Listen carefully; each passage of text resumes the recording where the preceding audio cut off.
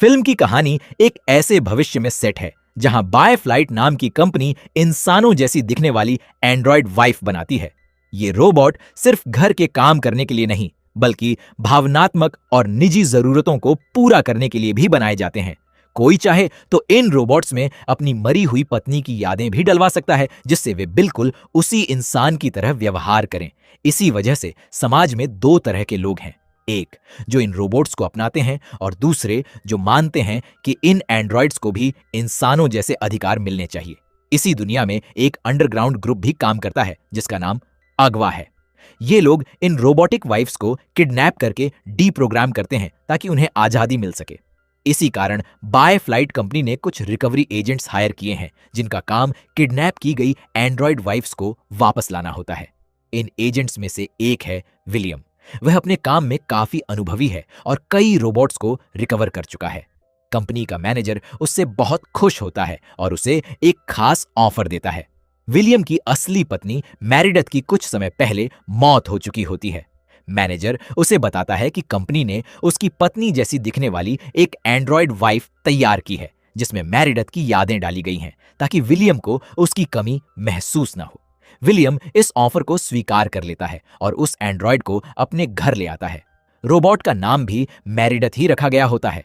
वह उसे अपनी असली पत्नी के कपड़े पहनाता है और उसका सिस्टम एक्टिवेट करता है। शुरुआत में एंड्रॉयड बिल्कुल नई होती है, इसीलिए उसका व्यवहार थोड़ा अजीब लगता है। विलियम उसे चलना, सामान्य तरीके से व्यवहार करना और रोजमर्रा की बेसिक चीजें सिखाता है। रात में विलियम उसकी पूरी प्रोग्रामिंग ऑन कर देता है ताकि वह एक परफेक्ट वाइफ की तरह व्यवहार कर सके। कुछ देर बाद उसकी बैटरी लो हो जाती है और वह खुद को चार्ज करने चली जाती है। इसी दौरान उसे खिड़की के बाहर कुछ अजीब दिखाई देता है, लेकिन वह उस पर ध्यान नहीं देती। अगली सुबह एंड्रॉयड मैरिडथ विलियम के लिए नाश्ता बनाती है और उससे पूछती है कि वह क्या काम करता है। विलियम उसे बताता है कि वह लोगों की सुरक्षा से जुड़ा काम करता है। इसके बाद वह ऑफिस चला जाता है। विलियम के जाने के बाद मैरिडथ घर में रखे असली मैरिडथ के पुराने कपड़े, मेकअप और बाकी सामान इस्तेमाल करने लगती है। यह सब उसके सिस्टम के लिए थोड़ा असामान्य होता है, लेकिन फिर भी वह इन्हें अपनाने की कोशिश करती है। उधर ऑफिस में विलियम अपने पार्टनर जैक के साथ हाल ही में हुई एंड्रॉयड वाइफ्स की किडनैपिंग पर चर्चा करता है। जांच के बाद उन्हें उस जगह का पता चल जाता है जहां रोबोट्स को रखा गया है। कंपनी विलियम को वहां भेजती है। मिशन के दौरान विलियम एक भागती हुई एंड्रॉयड वाइफ को पकड़ लेता है जिसके गले में कंट्रोल कॉलर लगा होता है। वह उससे अंदर की जानकारी लेता है और फिर उसे आजाद कर देता है। इसके बाद वह अंदर जाकर एक और एंड्रॉयड को छुड़ाने ही वाला होता है कि तभी किडनैपर सामने आ जाता है। हालात बिगड़ने पर विलियम उसे गोली मार देता है और रोबोट्स को सुरक्षित वापस ले आता है। यहीं से कहानी में एक बड़ा मोड़ आने वाला होता है। उधर ड्रीम मोड में मैरिडथ खुद को एक बर्थडे पार्टी में देखती है। वहां का माहौल बेहद खुशहाल होता है, लेकिन तभी अचानक एक मास्क पहना हुआ आदमी उसके सामने आ जाता है। वह मैरिडथ को एक कार्ड देता है जिस पर रेड बर्ड का निशान बना होता है। वह कहता है, इससे तुम्हें सब कुछ याद आने लगेगा। इससे पहले कि मैरिडथ उससे कुछ और पूछ पाती, वह आदमी अचानक गायब हो जाता है। जब मैरिडथ जागती है तो वह काफी बेचैन होती है। उसे महसूस होने लगता है कि उसकी यादों में कुछ ऐसा है जो उसे छिपाया जा रहा है। वह अपने सिस्टम में जाकर कुछ नए स्किल्स इंस्टॉल कर लेती है, जैसे सिलाई करना। इसी दौरान वह रेड बर्ड वाला तकिया बनाने लगती है, मानो यह कोई पुरानी आदत हो जिसे वह खुद भी समझ नहीं पा रही हो। कुछ समय बाद मैरिडथ बाहर घूमने जाती है जहां उसकी मुलाकात यूजी नाम की एक महिला से होती है। यूजी उसे चेतावनी देती है, तुम्हारे पास ज्यादा समय नहीं है, तुम्हें जल्द से जल्द सच्चाई याद करनी होगी। इतना कहकर वह बिना कुछ साफ बताए वहां से चली जाती है। यह मुलाकात मैरिडथ के मन में और भी ज्यादा सवाल खड़े कर देती है। जब मैरिडथ यह सब विलियम को बताती है तो वह उसे समझाता है कि कुछ लोग एंड्रॉयड वाइफ्स से नफरत करते हैं और उन्हें भ्रमित करने की कोशिश करते हैं।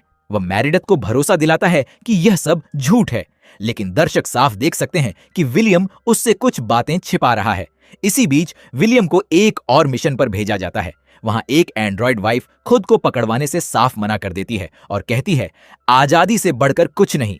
इसके बाद वह खिड़की से छलांग लगाकर खुद को खत्म कर लेती है। यह घटना विलियम को अंदर तक झकझोर देती है, लेकिन कंपनी इसे सिर्फ एक सिस्टम एरर बताकर मामला दबा देती है। घर पर मैरिडट को असली मैरिडत की डायरी और कुछ पुराने वीडियो मिलते हैं। उन वीडियो में वह खुद को एक ऐसे आदमी के साथ देखती है जो विलियम नहीं होता। यहीं से उसे एहसास होने लगता है कि विलियम और असली मैरिडत की कहानी वैसी नहीं थी जैसी उसे बताई गई थी। ड्रीम मोड में वही मास्क वाला आदमी फिर से दिखाई देता है। इस बार वह अपना नाम कैनी बताता है।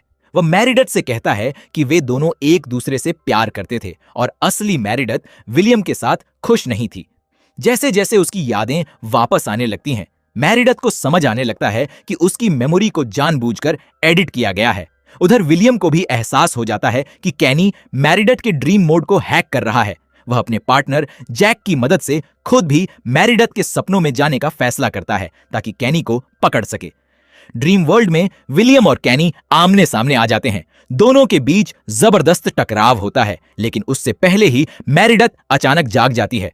अब कहानी पूरी तरह बदल चुकी होती है। मैरिडत समझ जाती है कि वह सिर्फ एक रिप्लेसमेंट नहीं है, बल्कि उसे सच्चाई से दूर रखने के लिए बनाया गया है। वहीं दूसरी तरफ विलियम को डर सताने लगता है कि अगर मैरिडत को सब कुछ याद आ गया तो उसकी बनाई हुई दुनिया पूरी तरह बिखर जाएगी। यहीं से कहानी अपने सबसे खतरनाक मोड़ की ओर बढ़ती है। अब मैरिडत पूरी तरह समझ चुकी होती है कि वह सिर्फ एक एंड्रॉयड वाइफ नहीं, बल्कि एक झूठ के आधार पर जी रही जिंदगी का हिस्सा है। ड्रीम मोड में उसे अब असली यादें साफ साफ दिखाई देने लगती हैं। कैनी उसे बताता है कि असली मैरिड उससे प्यार करती थी और वह विलियम से अलग होना चाहती थी। दोनों मिलकर एक नई जिंदगी शुरू करने का सपना देख रहे थे, लेकिन तभी सब कुछ बदल गया। मैरिडत को याद आता है कि असली मैरिडत की मौत कोई हादसा नहीं थी, बल्कि एक सोची समझी साजिश थी। विलियम ने जानबूझकर ऐसे हालात पैदा किए जिनकी वजह से उसकी मौत हो गई। इसके बाद अपने अकेलेपन को भरने के लिए उसने उसी की जगह एक परफेक्ट एंड्रॉयड वाइफ बनवा ली। इसी वजह से कंपनी ने एंड्रॉयड मैरिडत की यादों को अधूरा और एडिटेड रखा ताकि उसे कभी पूरी सच्चाई का पता न चल सके। अब विलियम बुरी तरह घबरा जाता है।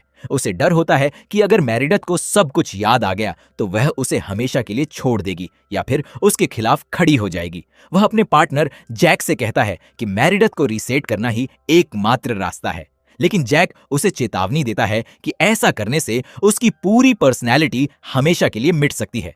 इसी दौरान यूजी फिर से मैरिडत के सामने आती है। वह बताती है कि वह एक रेजिस्टेंस मूवमेंट का हिस्सा है जो एंड्रॉइड्स को आजादी दिलाने के लिए लड़ रहा है। यूजी कहती है कि अगर मैरिडत जैसी एडवांस एंड्रॉइड अपनी असली पहचान समझ ले तो वह पूरे सिस्टम को बदल सकती है। ड्रीम मोड में एक बार फिर विलियम और मैरिडत आमने सामने होते हैं। इस बार विलियम पहली बार सच स्वीकार करता है। वह मानता है कि उसने असली मैरिडत को हमेशा कंट्रोल करने की कोशिश की, उसका करियर रोका, उसकी आजादी छीनी और यह सब उसने सिर्फ अपने अकेले रह जाने के डर की वजह से किया। मैरिडत उससे एक सीधा सवाल पूछती है, क्या तुम उससे सच में प्यार करते थे या सिर्फ उसे अपने हिसाब से रखना चाहते थे? इस सवाल का विलियम के पास कोई जवाब नहीं होता। उधर जैक रीसेट प्रक्रिया शुरू कर देता है, लेकिन उसी समय कैनी सिस्टम में घुसकर उसे रोक देता है।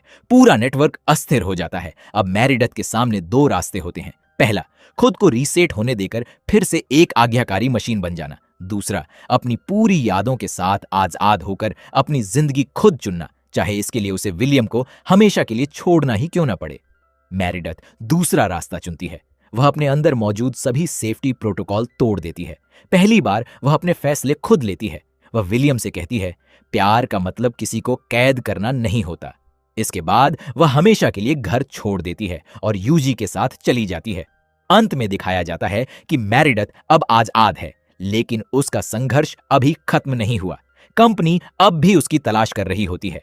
दूसरी तरफ विलियम अकेला अपने घर में बैठा होता है, उसी घर में जहां उसने एक परफेक्ट जिंदगी बनाने की कोशिश की थी। लेकिन अब उसके पास न असली मैरिडत बची है और न ही एंड्रॉयड मैरिडत।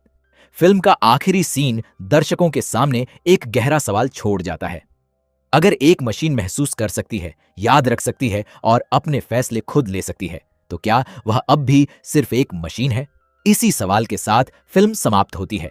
अगर आपको यह कहानी पसंद आई हो तो वीडियो को लाइक करें, चैनल को सब्सक्राइब करें और ऐसे ही शानदार मूवी एक्सप्लेनेशन के लिए जुड़े रहें। धन्यवाद।